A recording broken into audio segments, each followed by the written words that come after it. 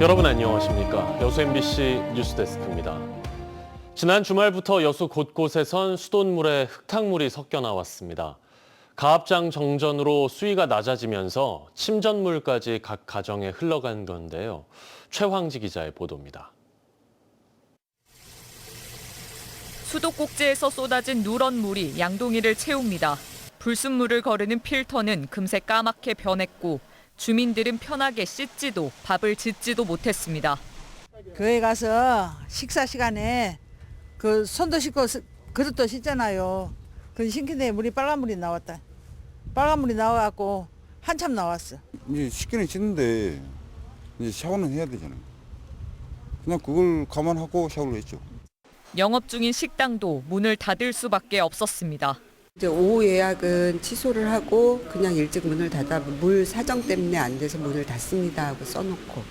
지난 주말 여수 지역 3만 6천여 세대가 단수와 탁수로 불편을 겪었습니다.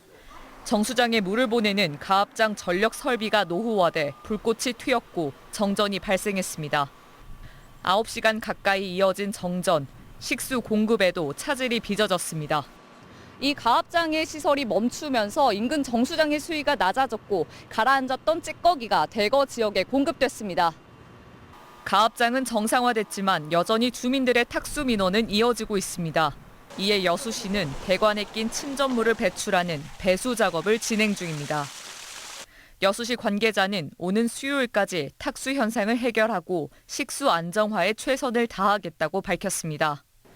지난 8월 고소동 단수 사태에 이어 올해 들어 벌써 두 번째 대규모 피해입니다. 시민들은 식수가 시민들의 생명권과 직결된 만큼 답답함을 호소합니다. 빨리 조치가 안 취해지니까 좀 그런 부분은 좀 답답했죠. 이게 다른 것도 아니고 물 관련된 거니까 물이 없어버리면 바로 이렇게 생활하는데 지장이 있어버리니까. 여수에선 해마다 크고 작은 단수, 탁수 피해가 잇따르고 있습니다. 사고 후 조치란 땜질 처방만으론 같은 피해가 반복될 수 있는 만큼 근본적인 체질 개선이 시급해 보입니다. MBC 뉴스 최양지입니다. 여순 사건과 관련한 민사소송에서 법원이 국가의 책임을 인정하는 판결을 내렸습니다. 광주지법 순천지원 민사 2부는 여순 사건 희생자 유족들이 제기한 손해배상 소송에서 국가가 유족 126명에게 33억 4,700여만 원을 지급하라고 판결했습니다. 다만 원고 16명에 대해서는 소멸시효가 지났거나 소송 대리권이 없다는 이유로 기각 또는 각하 결정을 내렸습니다. 한편 유족 측은 법무부 장관에게 이번 판결에 대해 국가가 항소하지 않도록 해달라고 요청했습니다. 여수 갑 국회의원인 주철현 의원이 내년 전남도지사 선거 출마를 공식 선언했습니다. 원조 친명임을 강조한 주 의원은 지역 갈등을 막기 위해 서부권의 대승적인 결단이 필요하다고도 강조했습니다. 문영철 기자입니다. 지방선거를 8개월 앞두고 일찌감치 출마를 선언한 주철현 의원은 전남의 인구 감소 문제 등을 언급하며 이재명 정부와 제대로 소통하는 사람이 지역을 살릴 수 있다고 강조했습니다. 그러면서 특별법 제정 등을 통해 동부권의 주력 산업인 석유화학과 철강 산업의 정상화를 이뤄내고 해상풍력과 영농형 태양광을 집중 육성해 전남을 재생에너지 허브로 만들겠다고 밝혔습니다. 이와 함께 미래 첨단 산업과 관광 산업 육성, 여수 광양항의 에너지 거점 항만 구축 등도 주요 공약으로 내걸었습니다. 압도적 지원을 이끌어내서 성장하는 전남, 희망찬 전남을 만들어 가겠습니다. 민주당 전남도지사 경선 주자로는 김영록 현 지사와 이계호, 신정훈, 서삼석 등 3선 이상의 중진 의원들이 거론되고 있습니다. 주철현 의원은 다른 후보군과의 차별점으로 원조 친명임을 내세웠고 특히 지금 전남에는 새로운 리더십이 필요하다며 유력 주자 중 한 명인 김영록 지사를 견제하기도 했습니다. 소멸해가는 전남 어떻게 살릴 건지 근본적인 해법을 지난 8년간 제시하지 못했습니다. 전체 유권자의 40% 가까이가 여수와 순천, 광양에 몰려 있지만 서부권의 정치적 입지가 상대적으로 견고해 동부권에서는 20년 넘게 도지사를 배출하지 못하고 있습니다. 주 의원은 지역 간 갈등을 막기 위해 서부권의 결단이 필요하다고도 강조했습니다. 또 이번에도 서부권에서 지사가 되게 되면 동부권 주민들의 소외의식이라든지 피해의식이 심해질 거예요. 대승적인 결단하는 것도 좀 좋은 방안 중에 하나라고 생각을 하고 있습니다. 이번 출마 선언으로 도지사 선거전이 사실상 막을 올리면서 후보군에 속한 다른 인사들의 물밑 행보도 본격화할 것으로 보입니다.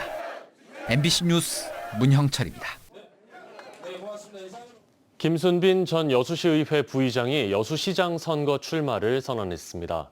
김 전 부의장은 오늘 여수시청에서 기자회견을 열고 비전 없는 행정과 지역 간 불균형 등이 도시의 성장을 가로막고 있다며 자신의 경험과 인맥, 역량을 바탕으로 여수의 새로운 길을 열겠다고 밝혔습니다. 김 전 부의장은 이어 시민들이 참여하는 행정 시스템 구축과 원도심과 신도심의 균형 발전, 국제학교 및 대학병원 유치와 관광 인프라 확충 등을 통해 새로운 도시 발전을 이루겠다고 강조했습니다. 전남도의회 김진남 의원이 전남 균형 발전을 위해 동부권에 관련 업무 신설을 촉구했습니다. 김 의원은 지난주 제393차 임시회 5분 발언에서 전남의 산업과 세수의 절반 이상이 광양만권에서 나오는데 에너지 전략산업국과 첨단사업국 같은 전략부서는 남학 본청에 집중돼 있고 동부청사는 사실상 민원 처리와 일부 부속 업무만 맡고 있다고 밝혔습니다. 이에 따라 김 의원은 에너지와 수소, 항만 물류를 전담하는 본부급 부서를 동부청사에 설치하고 서부권에서 추진 중인 기존 초대형 프로젝트 외에 향후 모든 전략산업 업무는 동부권 우선 배치 원칙을 명문화해야 한다고 덧붙였습니다. 목포의 한 성당에서 신자들이 봉헌한 운영기금 4억 8천만 원을 내부 구성원이 횡령한 사실이 드러났습니다.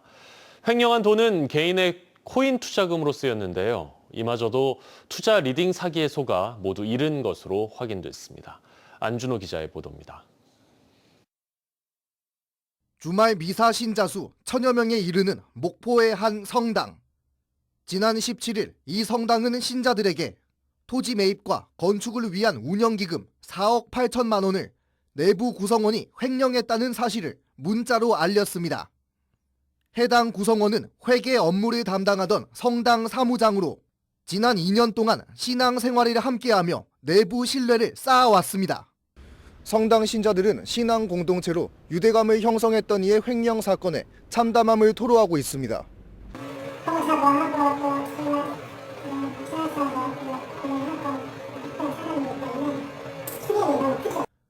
사무장은 횡령한 4억 8천만 원을 암호화폐 투자에 사용했다고 털어놨습니다. 하지만 그 역시도 코인 투자 리딩 사기에 휘말려 모두 잃은 것으로 확인됐습니다. 코인 투자 리딩 사기 일당이 수익률을 보장해주겠다고 현혹하자 횡령한 돈을 지속적으로 입금한 겁니다. 본인이 신입했던 사기로 리딩방 그다음 투자를 했다.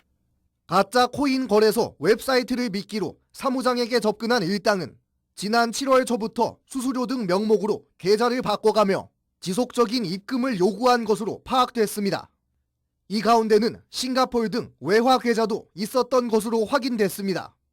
성당 측은 거액의 봉헌금이 횡령된 데 대해 신자들에게 유감을 표하며 광주 대교구에 이 같은 사실을 보고하고 회계 감사 등에 착수했습니다. 경찰도 계좌 추적에 나서 코인 투자 리딩 사기 일당을 쫓는 한편 사무장을 업무상 횡령 혐의로 조사하고 있습니다. MBC 뉴스 안준호입니다. 순천시가 이재명 정부의 국정과제에 맞는 미래도시청사진을 제시했습니다.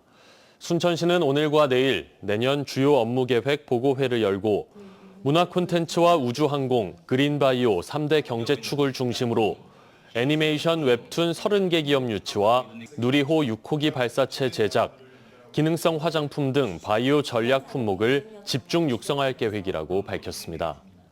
또 유네스코 자연유산 순천만의 갯벌 치유관광 플랫폼을 오는 2027년까지 준공하고 순천시를 남해안 남중권 메가시티의 핵심 거점으로 광역철도와 도로망을 연결해 산업과 관광, 물류 허브로 도약시킬 방침이라고 덧붙였습니다.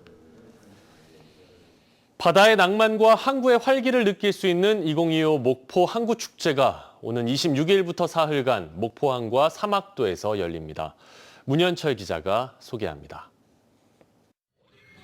목포의 고유한 해양문화 파시가 다시 무대에 오릅니다.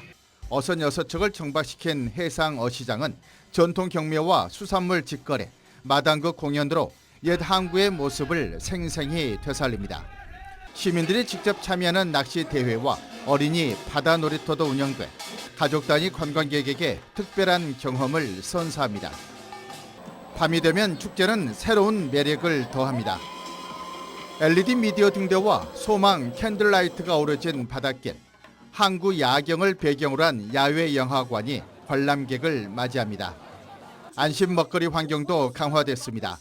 포스 결제기와 바가지 근절센터를 운영하고 다회용기를 활용해 친환경 축제를 실천합니다.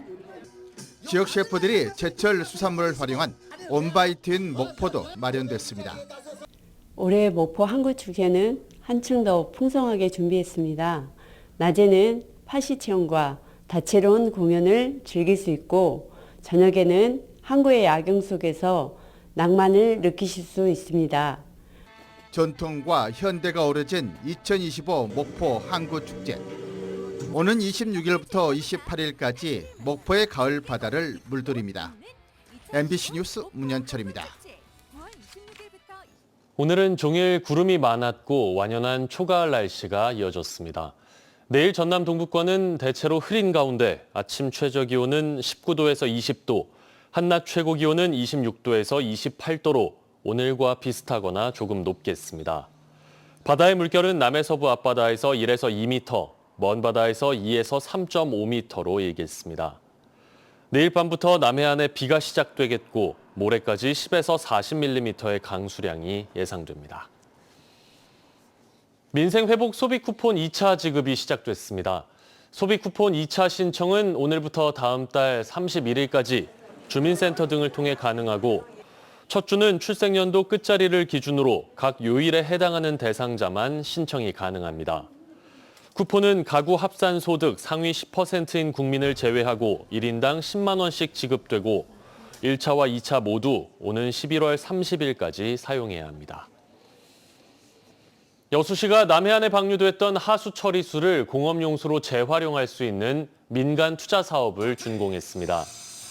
총 785억 원이 투입된 이번 사업은 지난 2023년 착공해 지난 6월 준공됐으며 7월부터 하루 5만 톤의 하수 처리수가 여수 산단에 공급되고 있습니다.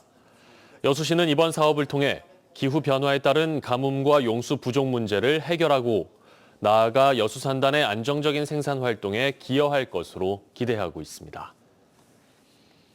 한국철도공사 광주본부가 오늘 목포 보성선 열차표 예매를 시작했습니다. 오는 27일 개통하는 이 노선은 목포 임성리와 신보성역을 잇는 82.5km 구간으로 목포에서 순천까지 무궁화호가 4차례, 목포에서 부산 부전까지 새마을호와 무궁화호가 2차례 매일 운영됩니다.